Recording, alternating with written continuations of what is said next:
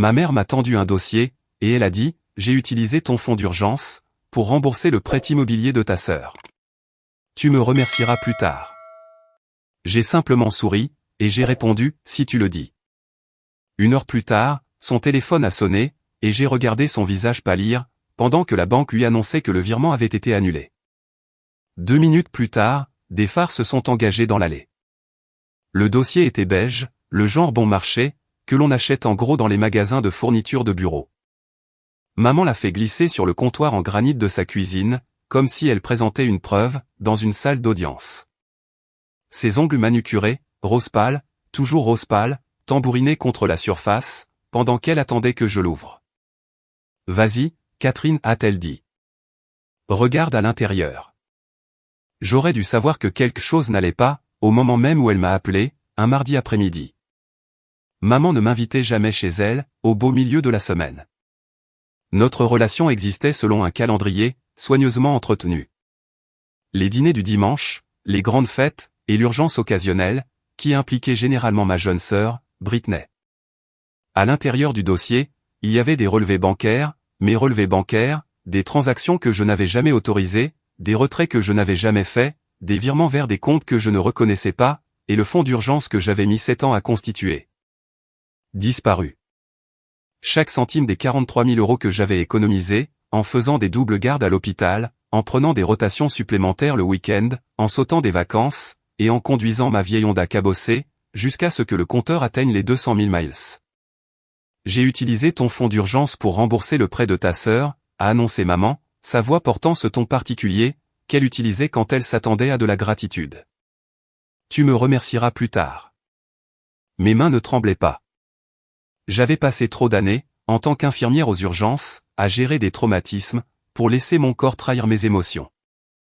J'ai fermé le dossier, avec un calme délibéré, et j'ai croisé son regard.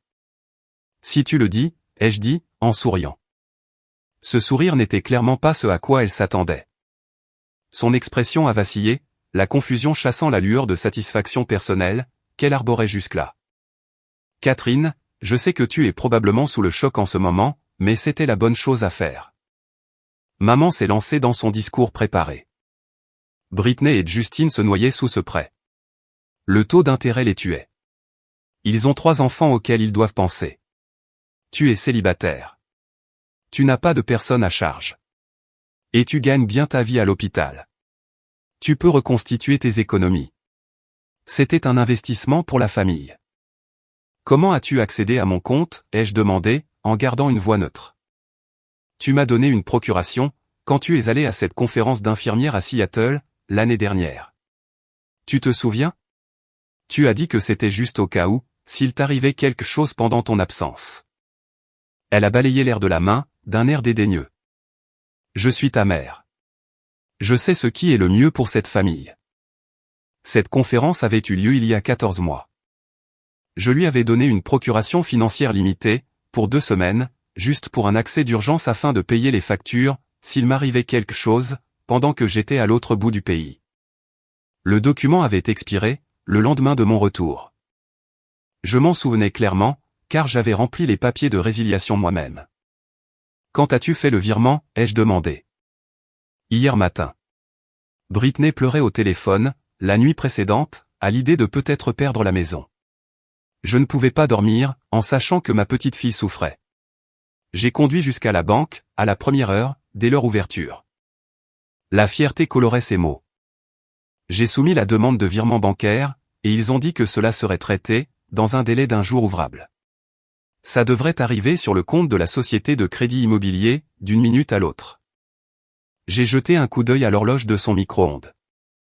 Il était 14h47. J'avais déposé un signalement pour fraude auprès de ma banque, pendant ma pause déjeuner, à 11h30, dès que j'avais vu la transaction non autorisée, en attente sur mon compte. Ils avaient promis d'agir vite, compte tenu du montant impliqué.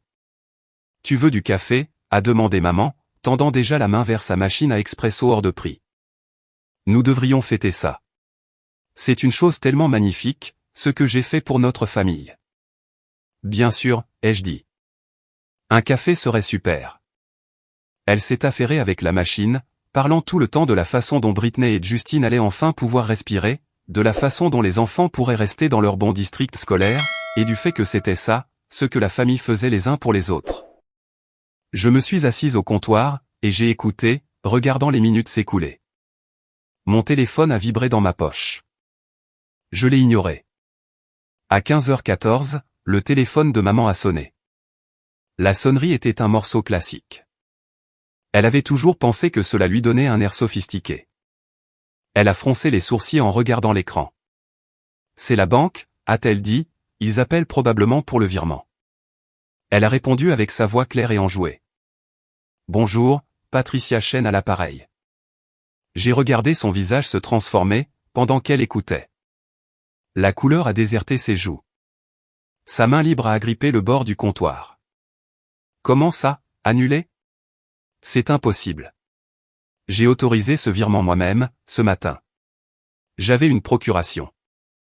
Sa voix est montée dans les aigus. Non, c'est vous qui m'écoutez. Ma fille m'a donné la permission d'accéder à ce compte. C'est une affaire de famille. La conversation à sens unique a continué. Les objections de maman devenaient de plus en plus frénétiques. Il était question d'alerte à la fraude, de transactions signalées, de comptes gelés, et de procédures d'annulation immédiate. Elle a raccroché brusquement, et m'a dévisagé. Ils l'ont bloqué. La banque a signalé le virement comme non autorisé, avant qu'il ne soit complètement traité. Ils ont gelé mon accès, et ils ont renvoyé l'argent sur ton compte. Ses yeux se sont plissés. Qu'est-ce que tu as fait? J'ai protégé mes biens, ai-je répondu calmement. Cette procuration a expiré il y a 13 mois. Tu as commis une fraude bancaire, maman. Une fraude électronique. En fait, puisque cela a traversé les frontières de l'État, car Britney vit dans le Nevada maintenant, n'est-ce pas? C'est ridicule. Je suis ta mère. Tu ne peux pas porter plainte pour fraude, contre ta propre mère, parce qu'elle a aidé ta sœur. Le service des fraudes de la banque risque de ne pas être d'accord. J'ai pris une gorgée du café qu'elle avait préparé. Il était bon. Elle avait toujours eu des goûts de luxe. Et la loi fédérale, elle, n'est définitivement pas d'accord. Son téléphone a sonné de nouveau. Cette fois, elle n'a pas regardé l'écran avant de répondre. Quoi, a-t-elle aboyé? Puis, son expression a changé à nouveau, passant de la confusion à l'horreur. Britney, ralentis. Je ne te comprends pas, quand tu cries. Je pouvais entendre la voix de ma sœur, à travers le téléphone, aiguë et hystérique. Maman a légèrement éloigné le téléphone de son oreille, et les mots de Britney sont devenus plus clairs. Je viens de recevoir un appel de la banque. Le virement n'est jamais passé. Ils ont dit qu'il avait été signalé, et bloqué. Maman, qu'est-ce qui se passe? On comptait là-dessus. La société de crédit attend le paiement, d'ici la fin de la semaine, sinon, ils entament la procédure de saisie. Il y a eu un malentendu, a dit maman, ses yeux fixés sur les miens. Je m'en occupe. Un malentendu? On a déjà envoyé des messages à tout le monde, pour dire que la maison était payée. Aux parents de Justine, à nos amis, à tout le monde. Comment sommes-nous censés expliquer ça? Et, maintenant, nous devons payer des pénalités, que nous n'avions pas avant. Britney, je te rappelle. Maman a mis fin à l'appel, malgré les cris continus de ma sœur. Catherine, tu dois arranger ça, tout de suite. Appelle la banque, et dis-leur que c'était une erreur. Ce n'était pas une erreur. C'était un vol. Je suis ta mère. Et ça rend la chose encore pire, pas meilleure. Je me suis levé. Tu sais ce qui est intéressant, avec les fonds d'urgence? Je les ai appelés comme ça, pour une bonne raison. Le mien, ce n'était pas juste des économies. C'était mon plan en cas de catastrophe. Un accident de voiture, une urgence médicale, une perte d'emploi, une crise inattendue. 7 ans de sacrifice, pour avoir l'esprit tranquille. Et tu as essayé de le voler, sans demander, sans permission, sans même penser à en discuter avec moi d'abord. Je savais que tu dirais non, a admis maman. Tu as toujours été égoïste avec l'argent. Depuis que tu es petite, à thésauriser ton argent de poche, en refusant de le partager avec ta sœur. Certaines choses ne changent jamais. Égoïste? J'économisais pour l'université, parce que tu m'as dit, à 15 ans, que tu n'avais pas les moyens de nous y envoyer toutes les deux, et que j'aurais donc besoin de bourse et de prêts. Britney a eu votre soutien, parce qu'elle était la petite dernière. J'ai payé moi-même mes études d'infirmière, tout en vivant dans un studio avec 2 colocataires, et en mangeant des nouilles instantanées presque tous les soirs. Nous t'avons aidé quand nous le pouvions. Vous m'avez donné 500 € sur la totalité de mes 4 années d'université. Vous avez donné votre vieille voiture à Britney, quand elle a eu 16 ans. J'ai acheté la mienne moi-même, à 19 ans, avec l'argent gagné en cumulant 3 emplois à temps partiel. Les mots sont sortis plus durement que je ne l'avais prévu, mais je les avais retenus pendant plus d'une décennie. Je ne suis pas égoïste, de vouloir protéger ce que j'ai gagné. Des phares ont balayé les fenêtres de devant. Une voiture s'est engagée dans l'allée. J'ai reconnu le son du SUV de Britney. C'est ta sœur, a dit maman. Elle va te faire entendre raison. Patricia Chen, a demandé le policier le plus âgé. Oui. La voix de maman était devenue toute petite. Nous sommes ici concernant un signalement pour fraude financière et usurpation d'identité. Nous devons vous poser quelques questions sur l'accès à un compte bancaire sans autorisation. Maman s'est tournée pour me regarder, la trahison inscrite sur son visage. Tu as appelé la police pour ta propre mère. Le service des fraudes de la banque les a appelés, ai-je répondu. C'est la procédure standard, pour les virements non autorisés de plus de 10 000 €. Moi, j'ai juste déposé le signalement initial. Madame, pouvons-nous entrer, a demandé le policier le plus jeune. La voiture de Britney est bel et bien arrivée, environ 15 minutes après le début de l'interrogatoire. Et ma sœur a fait irruption par la porte d'entrée, comme une tornade. Elle devait être dans les parages, quand maman a appelé, probablement à l'épicerie, ou en train de faire des courses. Elle vivait à seulement 20 minutes de là, dans la ville voisine.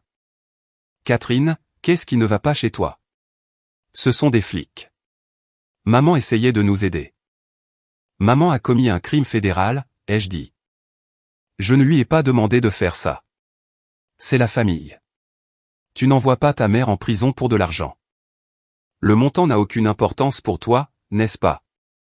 J'ai regardé ma sœur, je l'ai vraiment regardée.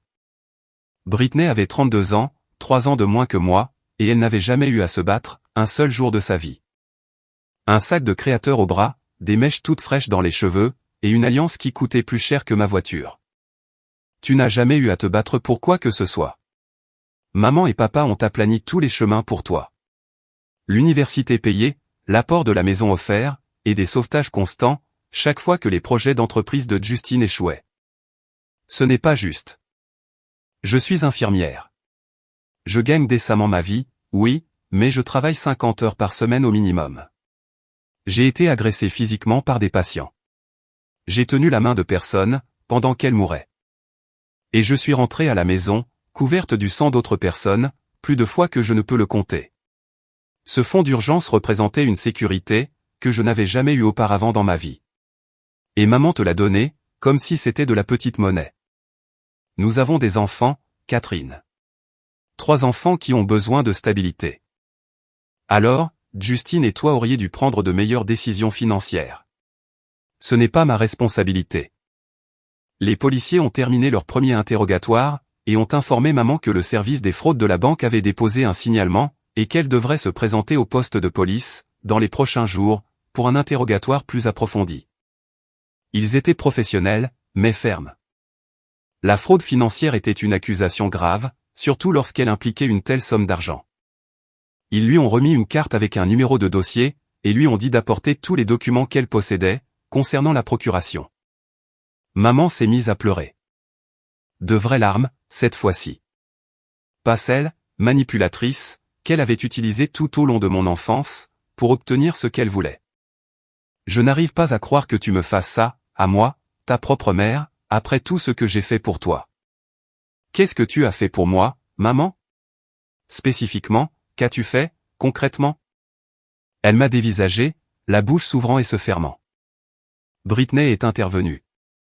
Elle t'a élevé. Elle t'a donné la vie. Elle t'a aimé. Elle m'a nourri, et elle a mis un toit au-dessus de ma tête, ce qui est, littéralement, le minimum légal requis pour un parent. Au-delà de ça, j'ai secoué la tête, chaque chose importante dans ma vie, je l'ai accomplie seule. Elle n'est même pas venue à ma remise de diplôme d'infirmière, parce que cela tombait en même temps que le spectacle de danse de la fille de Britney. Ce spectacle était important pour moi, a protesté Britney. Et ma remise de diplôme ne l'était pas. Le rire qui s'est échappé de mes lèvres ne contenait aucune joie. Le problème est exactement là. Tout ce qui touche à ta vie a toujours été important. Rien dans la mienne n'a jamais été à la hauteur. L'un des policiers s'est éclairci la gorge. Madame, nous avons besoin que vous vous présentiez au poste, dans les 48 heures, pour faire une déclaration. Voici les informations dont vous aurez besoin. Maman m'a regardé une dernière fois, cherchant quelque chose. De la pitié, peut-être, ou la fille docile, qui avait toujours été là pour maintenir la paix dans la famille. Elle n'a pas trouvé cette personne. Je viendrai demain, a-t-elle chuchoté. Après leur départ, Britney est restée. Elle faisait les 100 pas dans le salon de maman, ses talons claquant avec colère contre le parquet. Tu vas vraiment les laisser enquêter sur elle, et potentiellement porter plainte contre ta propre mère? J'ai signalé une fraude, parce qu'elle a commis une fraude, ai-je répondu. Ce qui se passera ensuite, dépendra de ce qu'elle fera, pour réparer ça. Elle pourrait aller en prison. C'est possible. La fraude bancaire entraîne de lourdes peines, bien que les premières infractions soient généralement sanctionnées par des peines plus légères, surtout si une restitution est faite, et que l'argent n'a jamais réellement quitté la possession de la victime. J'avais vérifié les directives de condamnation pendant ma pause déjeuner, juste après avoir appelé la ligne d'assistance antifraude de la banque. Le fait qu'elle soit de la famille, rend en réalité la chose pire, à certains égards. Exploiter une relation de confiance, c'est une circonstance aggravante. Mais, le fait que la banque l'ait arrêtée à temps, joue en sa faveur. Britney s'est effondrée sur le canapé blanc de maman. Nous allons quand même perdre la maison. Nous avons déjà 2 mois de retard, sur les paiements. Nous ne pourrons pas rattraper ça. Tu as un diplôme en marketing. Tu pourrais trouver un emploi. J'ai 3 enfants. Beaucoup de parents travaillent. Il y a une chose qui s'appelle la garde d'enfants. Nous n'avons pas les moyens de payer une garderie, en plus de l'hypothèque. Alors, peut-être que vous avez besoin d'une maison plus petite. J'ai ramassé mon sac à main. Celle que vous avez fait 4000 pieds carrés. Mon appartement en fait 800. Je m'en sors. Tu es célibataire. Nous avons une famille. La taille de ta famille était un choix que tu as fait, un choix que tu aurais dû faire, en comprenant parfaitement vos limites financières. Je me suis dirigé vers la porte. Je dois y aller. J'ai un service demain matin. Catherine, attends. La voix de Britney s'est brisée. S'il te plaît, on ne peut pas trouver une solution, pour les enfants? J'ai fait une pause, la main sur la poignée de la porte. Tes enfants ne sont pas ma responsabilité. Ce sont les tiens, et ceux de Justine. J'ai une idée.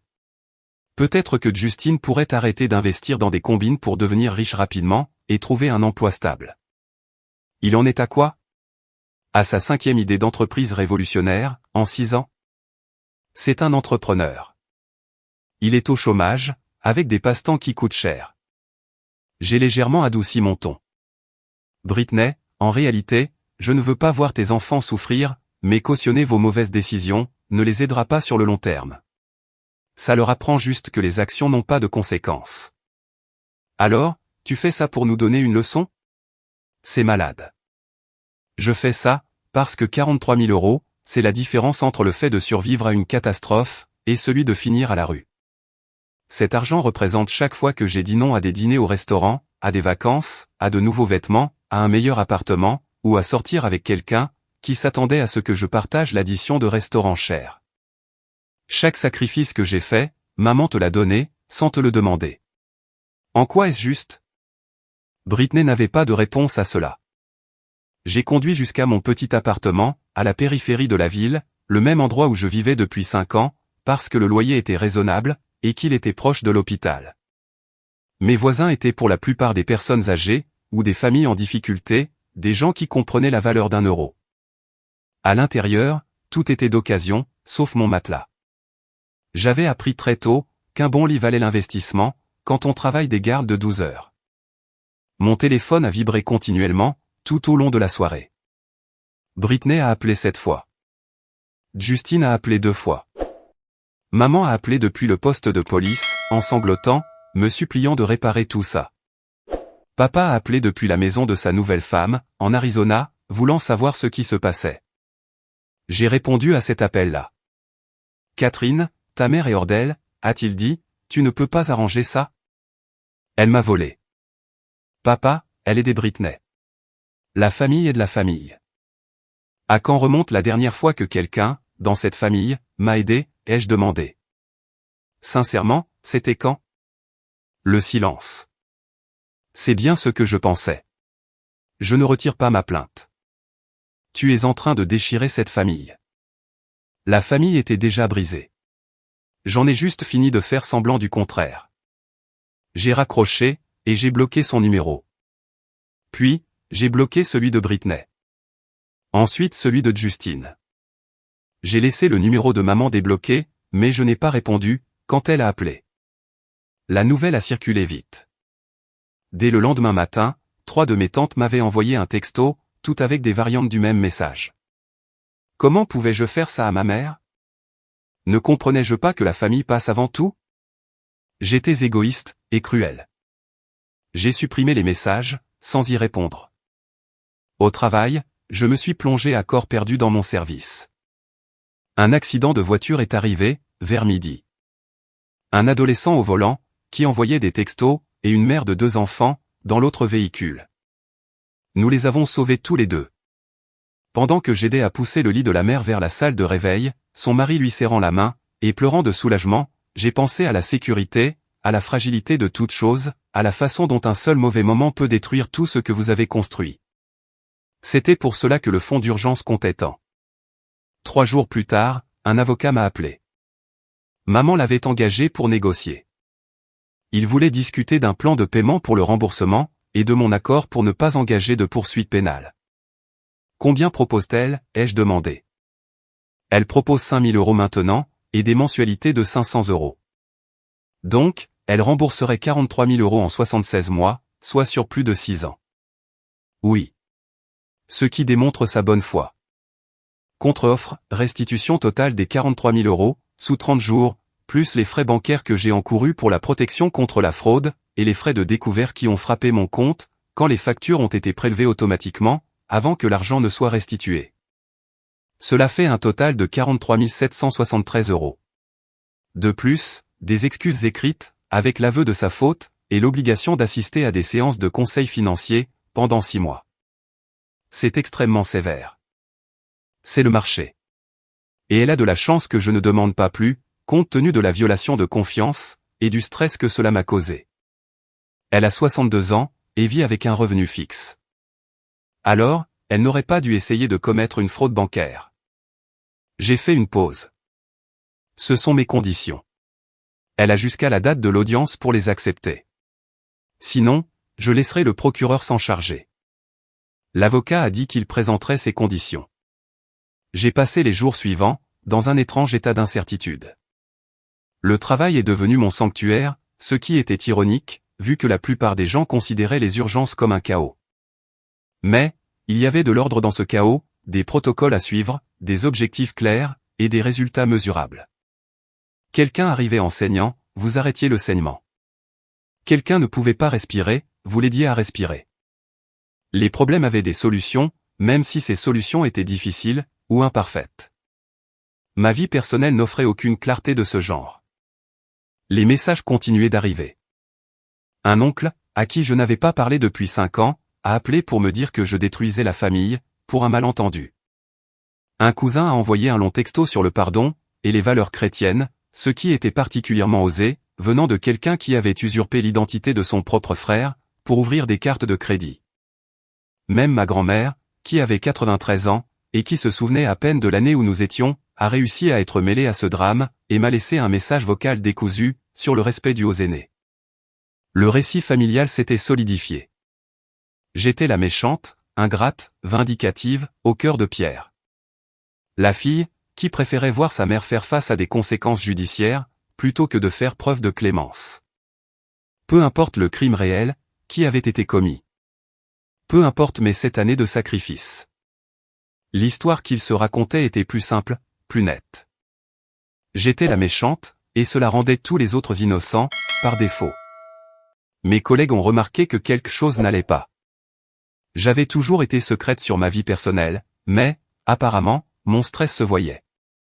Lors d'un rare moment de calme, au poste de soins, mon amie Denise m'a coincé. « Bon, crache le morceau », a-t-elle dit, en se glissant sur la chaise à côté de la mienne. « Tu as une tête d'enterrement depuis une semaine. Qu'est-ce qui se passe ?» Je lui ai donné la version abrégée. Denise a écouté sans m'interrompre, son expression passant du choc, à la colère, et, finalement, à une sombre compréhension. « Ma sœur m'a fait un coup similaire », a-t-elle dit, quand j'ai eu terminé. Des détails différents, mais la même histoire de base. Elle a usurpé mon identité, ouvert des comptes à mon nom, détruit ma cote de crédit. J'avais 25 ans, et je ne pouvais même pas louer un appartement, à cause d'elle. Mes parents m'ont supplié de ne pas porter plainte, disant que cela ruinerait sa vie. Qu'elle avait des problèmes. Qu'elle avait besoin d'aide, pas d'une punition. Qu'est-ce que tu as fait? J'ai porté plainte. Elle a eu une mise à l'épreuve, et une cure de désintoxication ordonnée par le tribunal. Mes parents ne m'ont pas adressé la parole, pendant 2 ans. Mais tu sais quoi? Mon crédit s'est rétabli.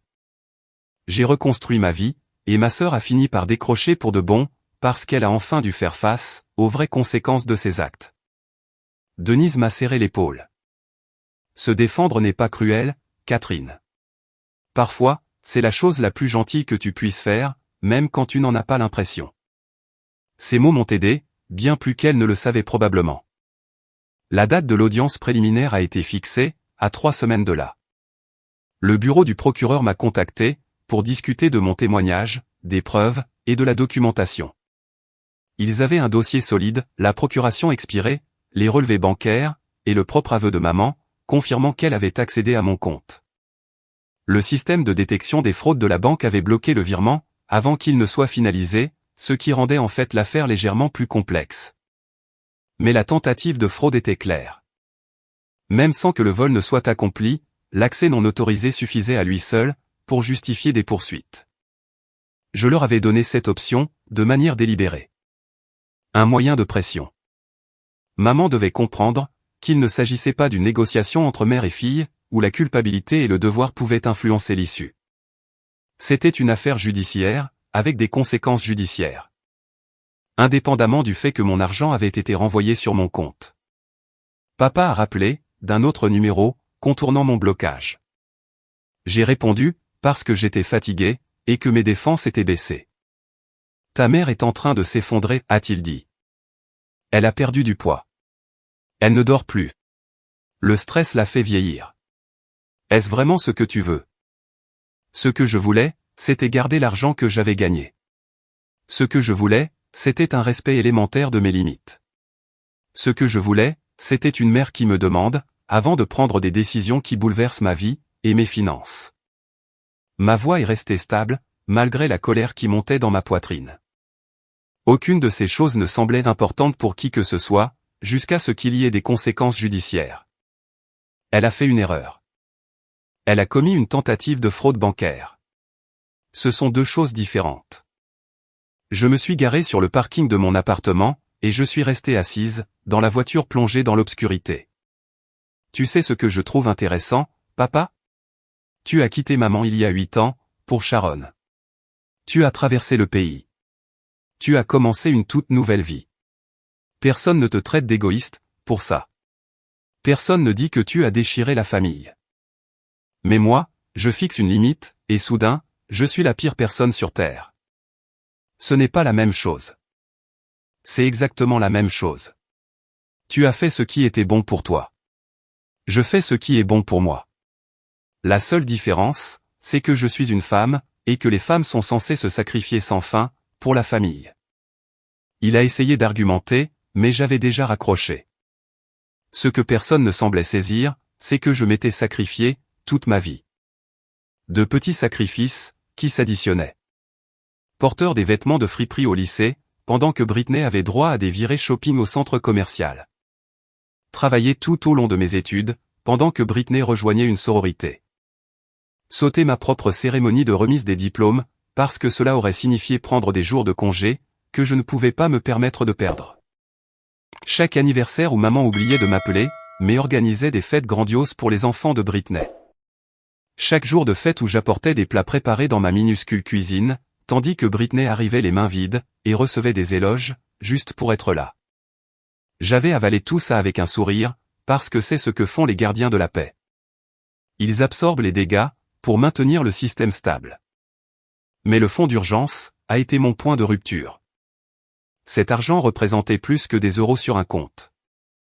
Il représentait la liberté, d'échapper à la panique sourde et constante, de vivre d'un salaire à l'autre. Il représentait la capacité de gérer une crise, sans avoir à choisir, entre le loyer et les réparations de la voiture, les courses alimentaires, et les frais médicaux. Il représentait des années de ma vie, traduites en sécurité. Et maman l'avait donné, comme si cela ne signifiait rien. Comme si je ne signifiais rien. Le week-end précédant l'audience, j'ai fait quelque chose que j'évitais. J'ai fouillé dans de vieilles photos de famille, rangées dans une boîte sous mon lit, des photos d'enfance, de fêtes, de vacances.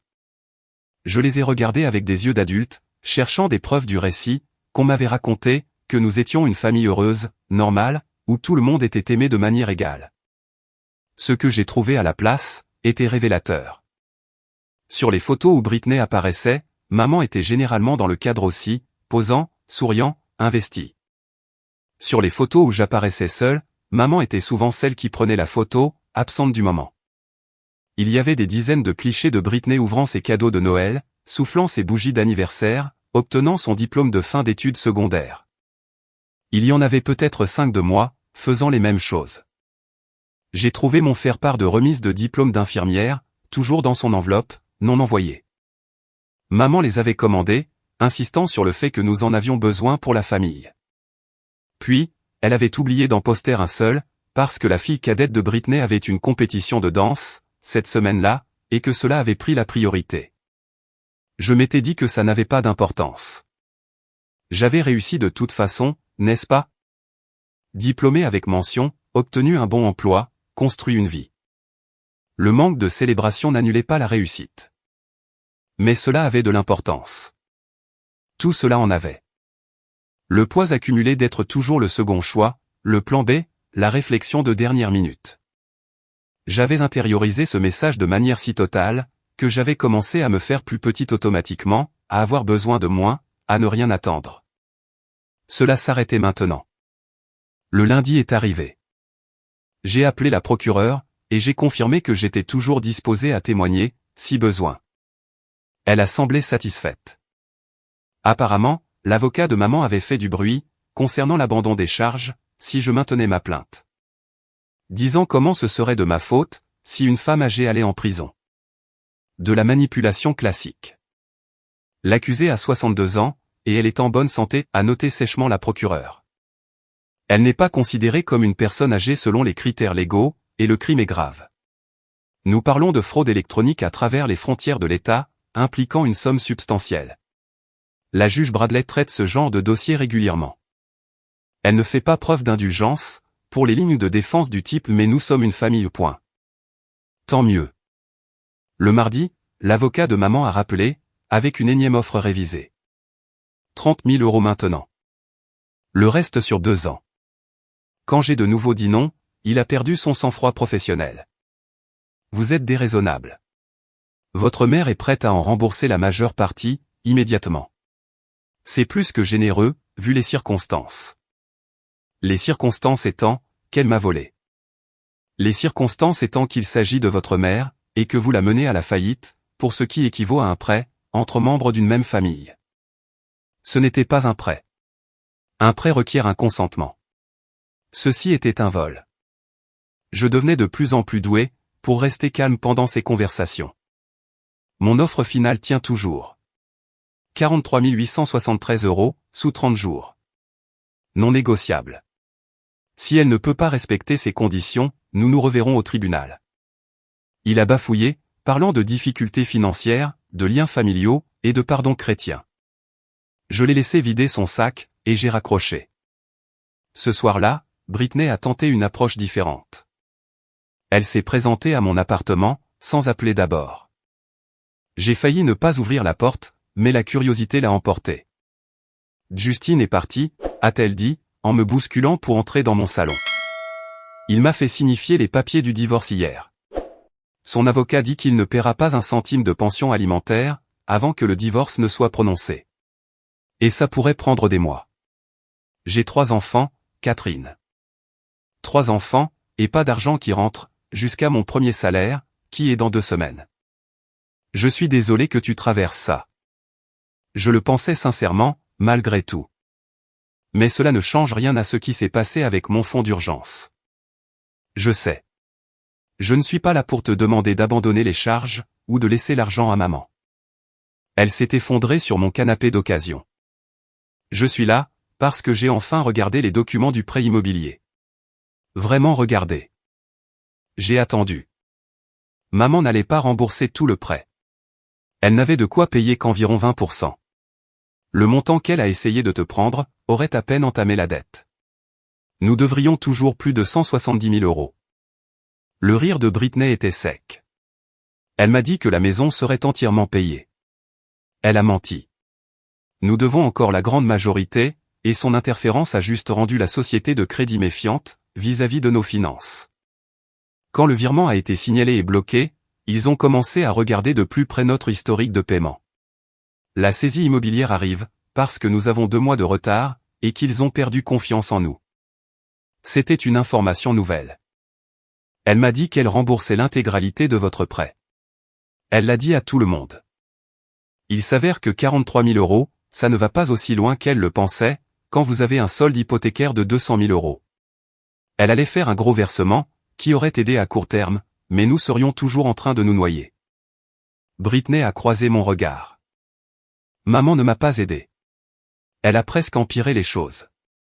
Imagine si ce paiement était passé, et qu'ensuite nous n'ayons toujours pas pu payer nos mensualités. La société de crédit aurait été encore plus en colère. Je voulais que tu saches, que je comprends enfin pourquoi tu es si furieuse.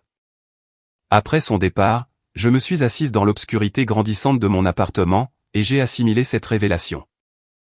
Maman n'avait même pas réussi à atteindre son objectif déclaré.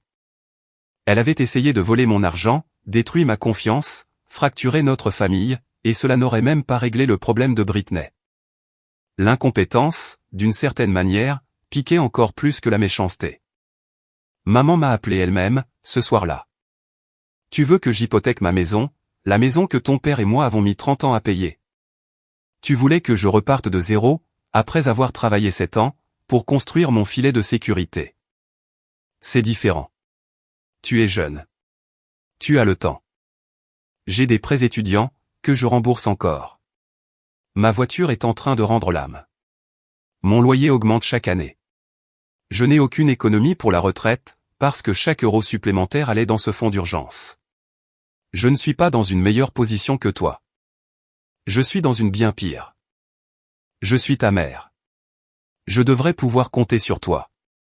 Et j'aurais dû pouvoir compter sur le fait que mon argent resterait sur mon compte. Je suis ta mère. Tu es cruel. Je suis juste. Accepte l'accord, ou affronte le procureur. C'est ton choix. Elle m'a raccroché au nez. 2 semaines ont passé. L'avocat a rappelé, avec l'acceptation de mes conditions. Maman paierait la somme convenue, fournirait un aveu écrit de sa faute, et assisterait à des séances de conseil financier. En échange, je fournirais une déclaration à la procureure, indiquant que la restitution avait été faite, et que je ne souhaitais pas engager de poursuite pénale.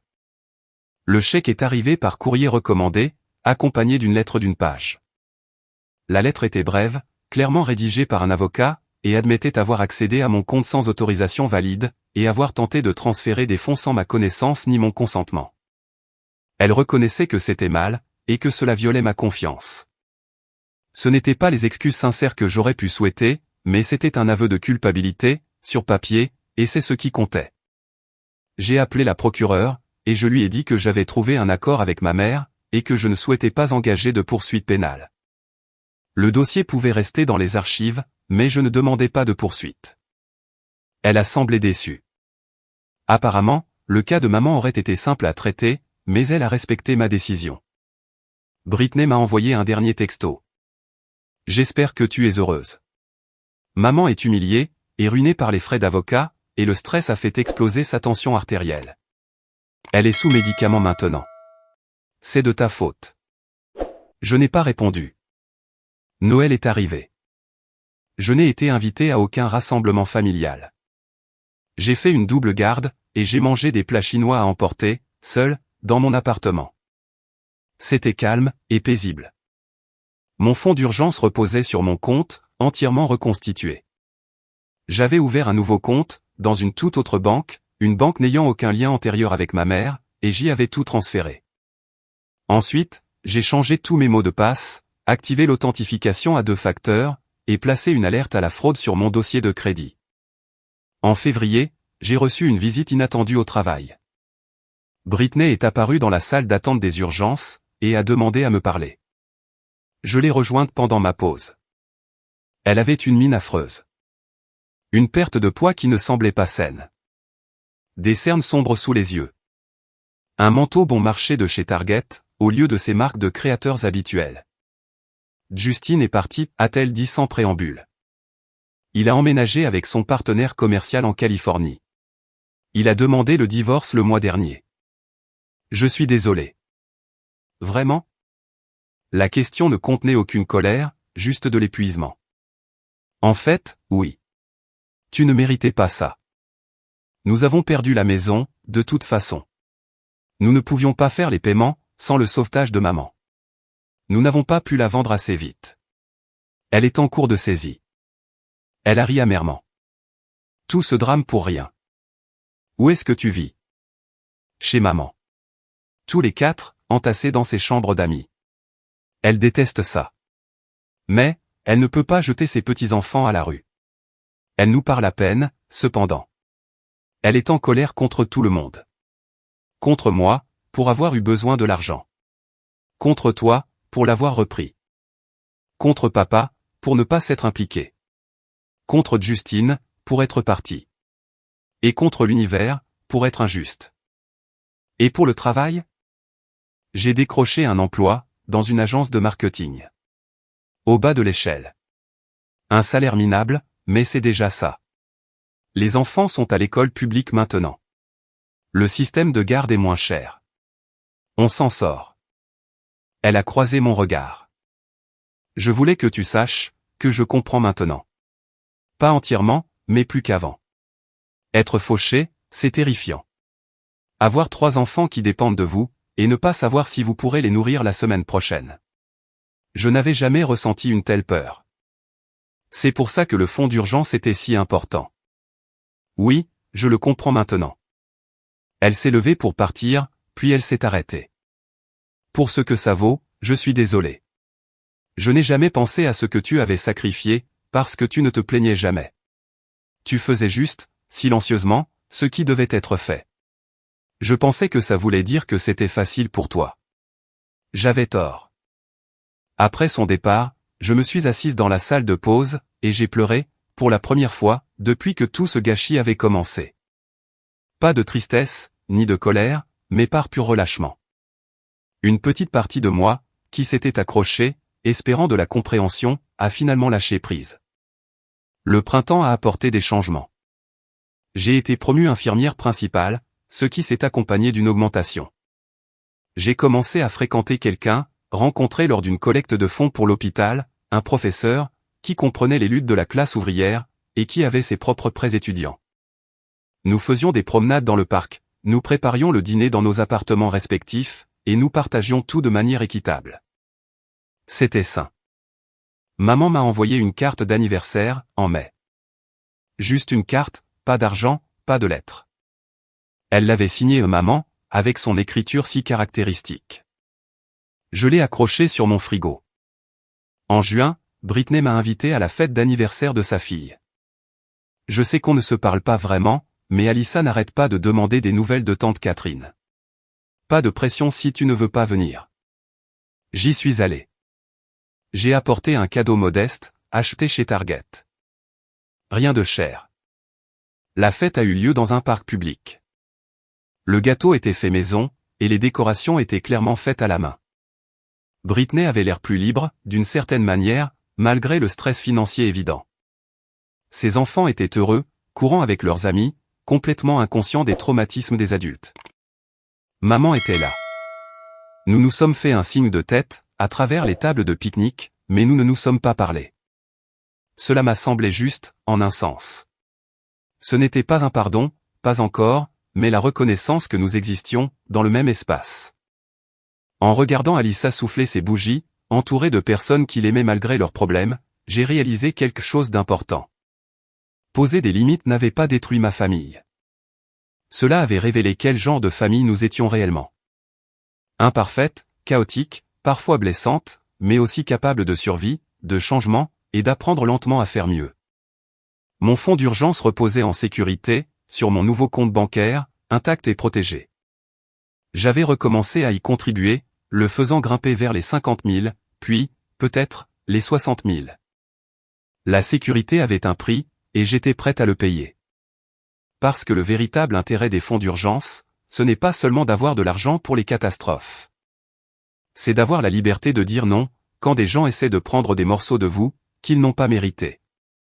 C'est d'avoir le pouvoir de fixer des limites, et de s'y tenir. C'est d'avoir la sécurité de pouvoir s'éloigner des situations qui vous nuisent, même quand ces situations impliquent la famille. Je m'étais battu pour cette liberté.